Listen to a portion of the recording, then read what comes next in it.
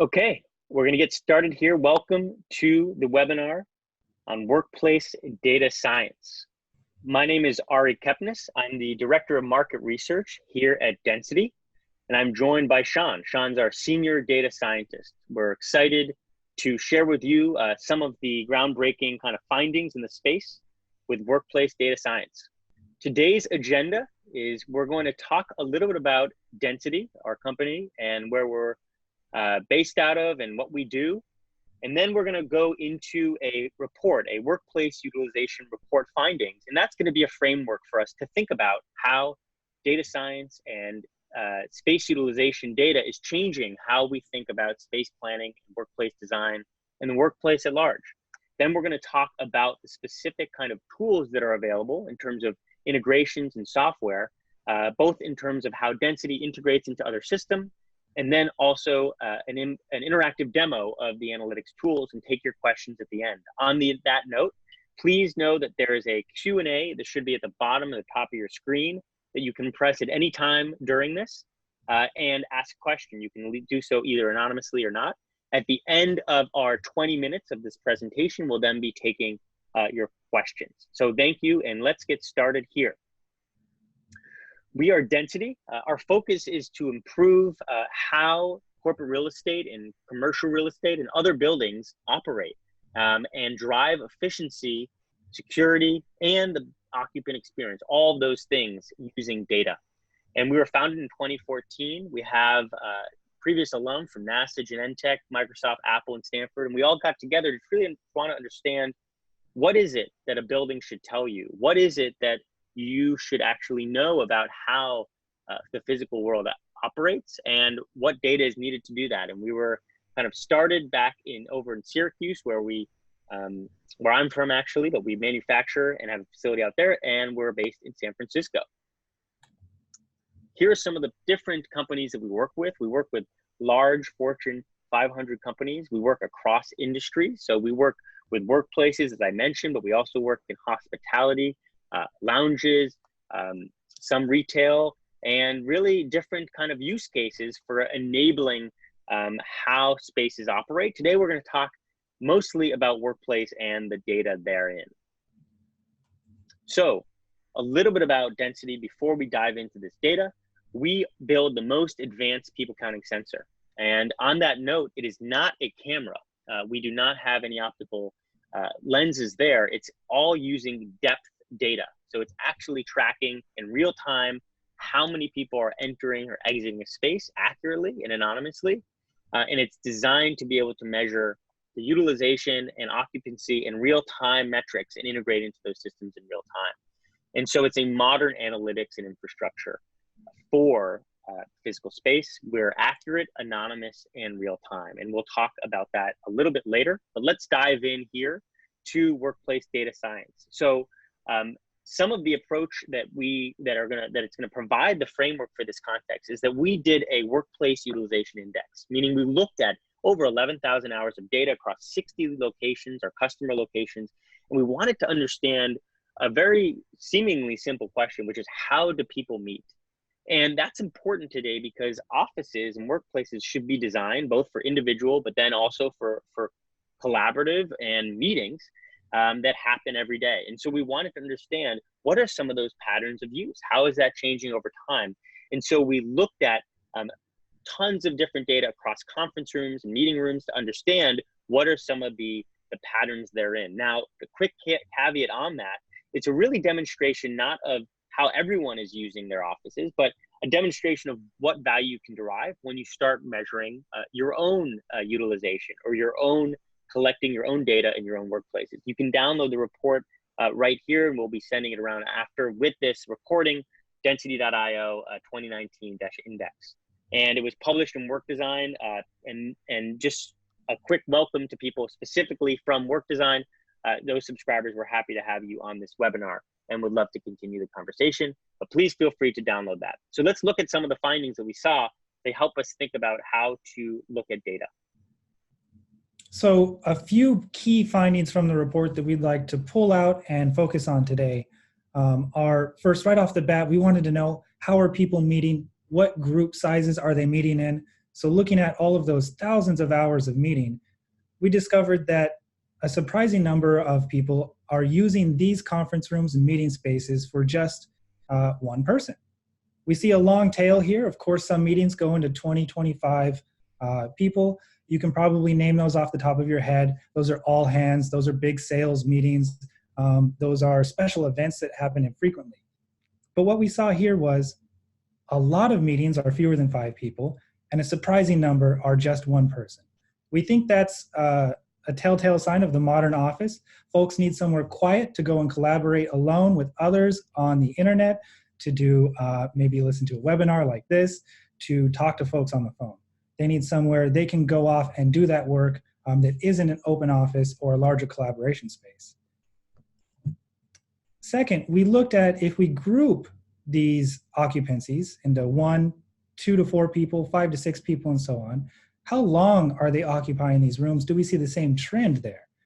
And of course, again, highlighted here in the top right in the salmon, one-person meetings accounted for 36% of the total time we recorded over this 6-month period. 2 to 4 people were occupying the rooms 40% of the time, which is significant.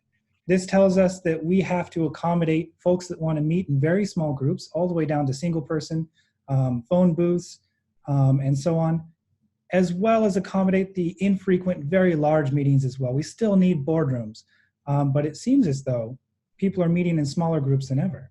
Diving further into that data, Ari wants to extract one more bit of information here. Sure, but I do want to just say, I think, Sean, you mentioned salmon, and you made me hungry. So I'm on Central Time here. So thank you for that.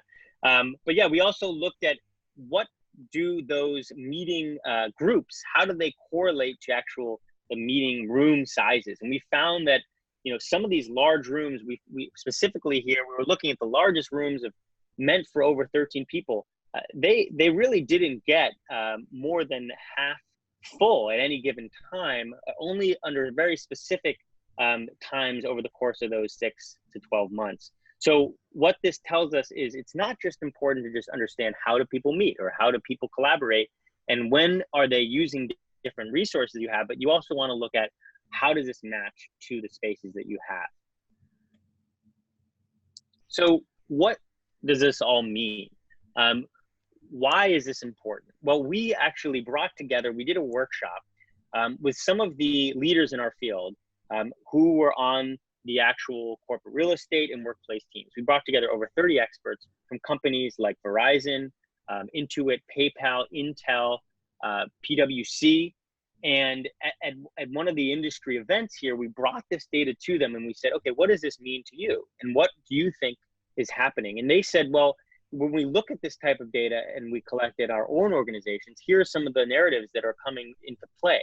People have a lack of privacy, a lack of clear guidelines around how they should be using different space, a lack of ongoing data collection, which kind of this report is a testament to what you can benefit from when you have that data, and also too much noise and distraction. So here there's a picture of, that's actually me in a conference room with one person, just me in a large conference room. And that's really what's happening today, is that in the world of open office, in the world where private offices have been taken away, we see individuals are still looking for private spaces and they're just taking over or usurping these public and shared spaces. So that's what they said. And then we had them come up with, what would you do with this type of data? And this is a great example of how to take data as one input in both the design and planning phase, right? So here's some of the cool things that they drew up literally. On the top right, we saw one idea was that you could take a conference room that was sometimes meant for 10 people and cut it in half. We saw a lot of the teams that we broke up in the workshop said that with this data, they would then make more phone booths. And there's a lot of different phone booth companies out that are doing well for that reason. We saw other areas that they designated for 2 to 3 people, these huddle areas. And we're seeing that, these, maybe an open office plan is starting to look a lot busier, a lot different, right? There's all these different spaces. And this is the type of thinking that's unlocked once you have ongoing data on how your own employees are using space. And I really like here too, you can see at the bottom left there, space should be a tool that people need to be taught how to use it. And again, it's not just about providing the right type of spaces, but it's making that data available in real time, which we'll talk about in a moment.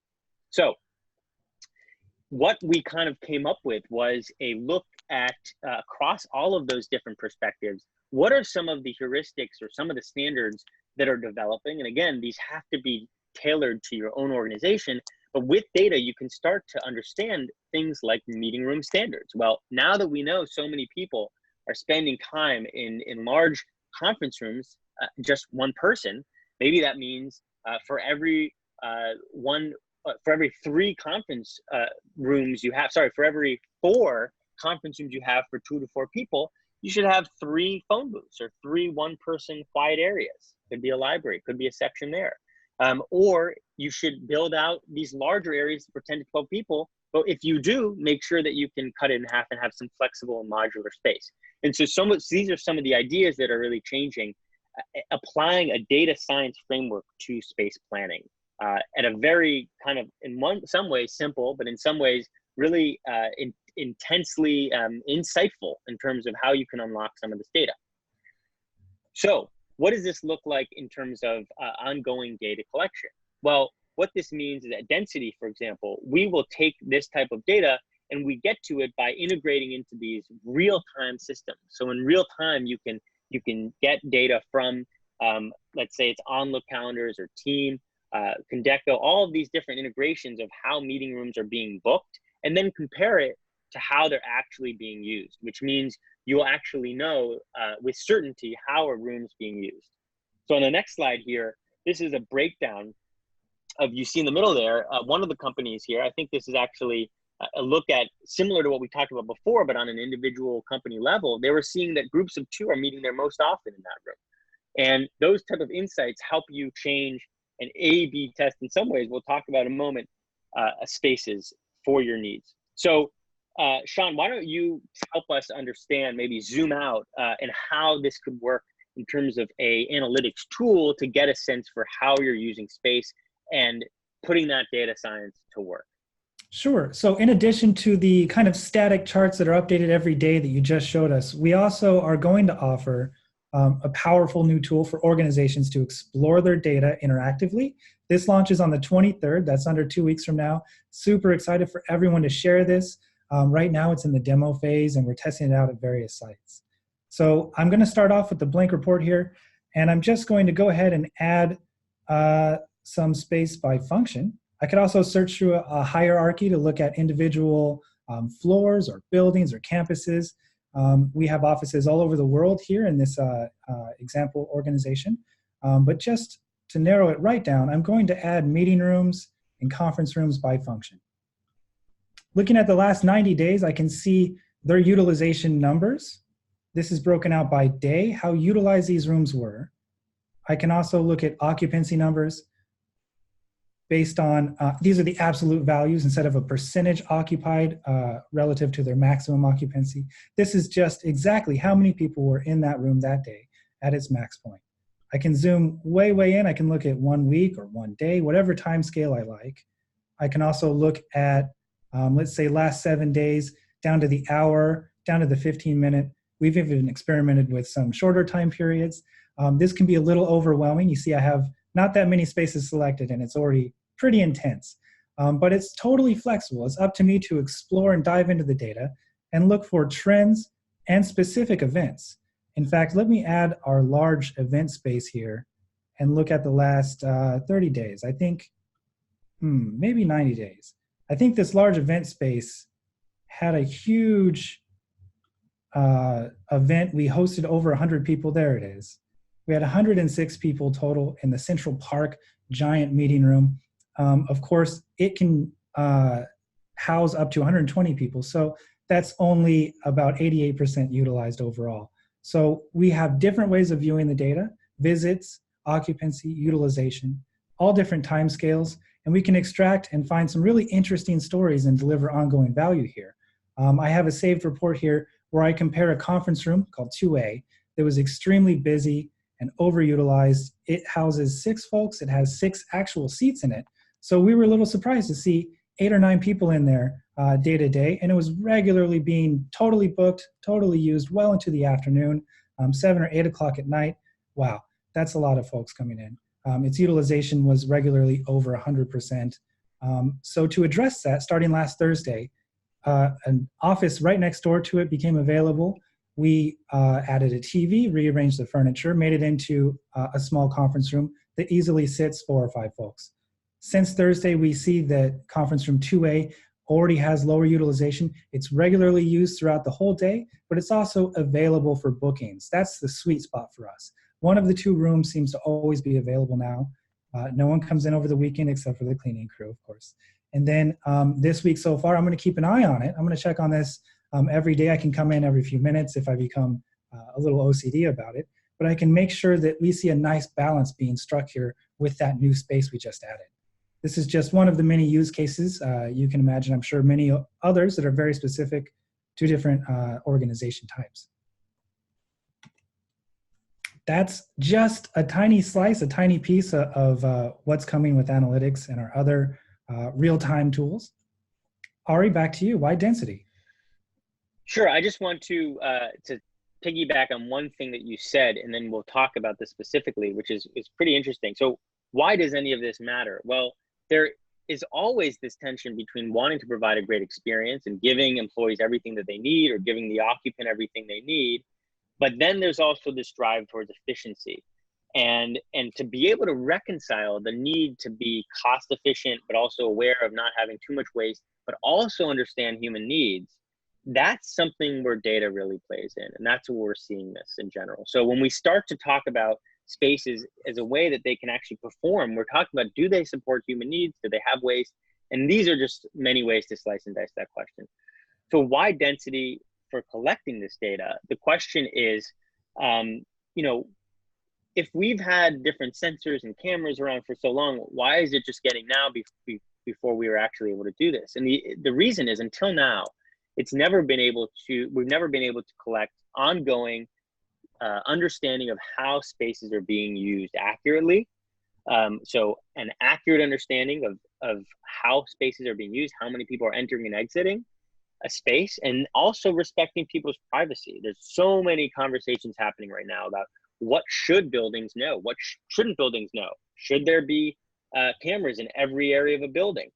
And our approach is that we want to respect people's privacies, and we do not take a camera-based approach. It's all used these depth sensors, which we'll talk about in one moment. And then we can also integrate and have this data available and be secure and scalable. So how does it actually work? This is a pretty cool, exciting part, and I nerd out on this a little bit, but what you can see here is this is 2 humans that are exiting a space, and the algorithm in real time can detect that that is a human, and it abstracts that from everything else and is able to say, wow, with certainty, 3 people just exited the space. So some of these, some space utilization studies that happen, they used to be done with clipboards. Sometimes they were done with cameras, which are invasive and don't respect privacy. There's other ways to do it, but our approach is really to take this anonymous and yet accurate approach. So I think to kind of leave you with just one thing to think about is that it's now 2019, and we're finally being able to understand in real time, how does a space perform? Is it doing what it needs to do? And will my future spaces do what my past have taught me about my people? And what can I do to take data to actually make space perform? And that is where we're seeing a lot of this. And we're seeing it increasingly done faster and in more real time. So we're going to take your questions here. We have a bunch here. So thank you for that. And what I'll do is I will read out some of these, and then Sean and I will kind of piggyback. One question we have here is, what is the deployment process like and the timing? So I'll talk to that. So what we've seen is, historically, there is sometimes a precedent to want to collect some of this data, maybe over just a couple of days, and then try and make some decisions on it. With people who go there with clipboards, or people sensors that are just installed for a short period of time. And what we found is actually the opposite, that our best and our happiest customers are ones that actually have a installation that's permanent. So they're always doing ongoing measurement of space and integrate it. And so they can integrate it with the systems that they're already using, whether it's their IWMS or room booking systems, or even access control systems. And so we can take that data and we can integrate it, and it becomes a part of the infrastructure of the building. So you're getting real-time functionality and getting the space utilization as well. So the question was around deployment. What we usually see happen is people start with building level so that they can understand how many people are actually at work and what time, and especially with trends like remote work. So we have building level installations that happen.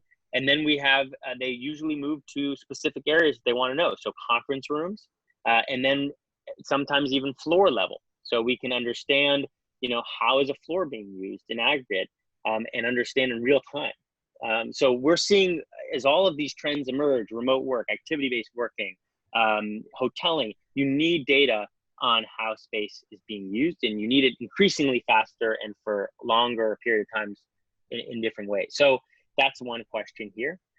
Another question here is, do customers own the data? Who owns the data? So the customers all own the data. As you noted, you may have noticed that both Sean and I did not list any specific customer names for the actual data that we collected in those specific meeting rooms. So we would never kind of share that. That's for them to collect data on and integrate and make decisions on. One thing quickly on that is that even though we've showed you these trends of some of, they're more of a testament that how important it is to measure ongoing measurement in your own organization, because we see a lot of differences across the types of organization, the types of teams that use the different spaces, etc. So we have a couple more questions here. So one question is, when you say the percent of time, do you mean the percent of total time the room is occupied, or is it simply the percent of incidents of a meeting room being used? So could you explain how we got Sure. what we were doing there, Sean? Yeah, so the example here, it says one person occupied those spaces 37% of the time. We took all of the spaces in their respective time zones, broke them down into periods of use or non-use. That last chart had exclusively whether or not it was being utilized. And the first one showing how long they were being used and by what group size they were being used was exclusively for those periods where they were being used at all. So if conference rooms, let's say, were limited to just 7 or 8 hours of use each day, then that 7 or 8 hours would become the 100% mark. And if they were used by one person that whole day, that would be 100% by one person. If they had 2 or 3 people in the room throughout the day, then that number would reflect that appropriately to be, let's say, 50%, 3 people. I hope that answers the question. Feel free to add a follow-up if you have more specific data questions. Would we like to move on to the next one? So one question here is about facility management systems. So our approach is kind of split in 2 different ways. People today are either, what I've heard from talking to some of the largest corporate real estate teams is they can feel overwhelmed that they have so many different types of ways to kind of collect data, but they also want the quickest way to answer specific questions that they have. And so our approach answers both of that. Number one, we can integrate this data into existing systems. So if you already have a floor plan through an IWMS or another facility management system, and you want to know how is it being used in real time, or an app that people can use, we can integrate directly into that.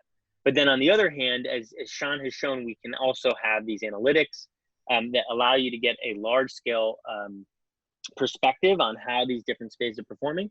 And increasingly, we even do, and I don't want to muddy the waters too much, but we also have, some companies are using us in real time to have busyness of spaces. So you can see how many people are in the cafeteria right now is now a good time to get lunch.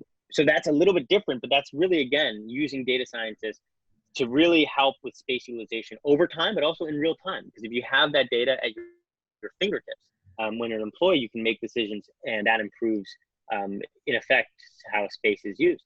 So a couple other questions here. How do your devices collect over smaller rooms, call booths? I think one thing that would be important here to mention, and I want to reiterate, is that the density devices get installed above an entryway. So the funny thing about humans is that we can't walk through walls. we have to walk through doors, and we all have heads. So those are two cool things about humans that we built our technology around. Number one is that we have the devices on a door. So as people enter and exit, and if a room has multiple doors, or it's a small door, or a small room, we're still going to be able to collect that data. And we can integrate across multiple entrances and do it that way. And then the second point here is to really understand how spaces are being used, and to be able to do that through accurate count based on the fact that people have heads, so we're able to discern and measure that in real time. It uses computer vision to always be scanning for heads and shoulders. Okay, great. And then we have another question here around using data to analyze use of existing rooms and reallocating space. So what kind of is relevant to this is that, you know, when we're thinking about some of our clients, they really came from this world maybe of space studies, and they're moving more towards integrated and infrastructure plays with data. So we've seen that people would collect data and then actually realize that by keeping the devices installed over time, they can unlock new insights. And as they're changing either seating arrangements or changing different teams, then they're able to collect that data. So if you have a specific question around how is one team using it, over time, you can leave the devices in and then get that value unlocked. Or if you have a new building, you know, you can understand from the beginning of it, is it performing the way we intended? And during the planning phases, have them in your older building to inform that. So, and then in terms of, we want to know how many, we have another question here. We have a client looking to track how many people are in the office.